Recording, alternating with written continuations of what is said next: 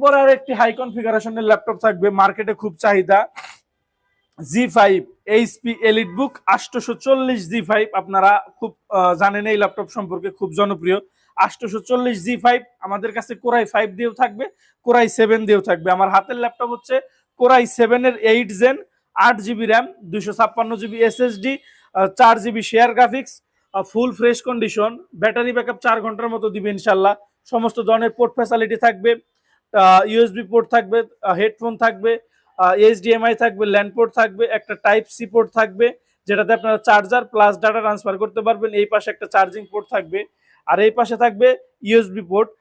তো এই ল্যাপটপটি কোরাই 7 এর 8 জেন, 8 জিবি 256 জিবি, প্রাইস থাকবে 35,000 টাকা। কোরাই 7 এর 8 জেন, 16 জিবি 512 জিবি, প্রাইস থাকবে 40,000 টাকা।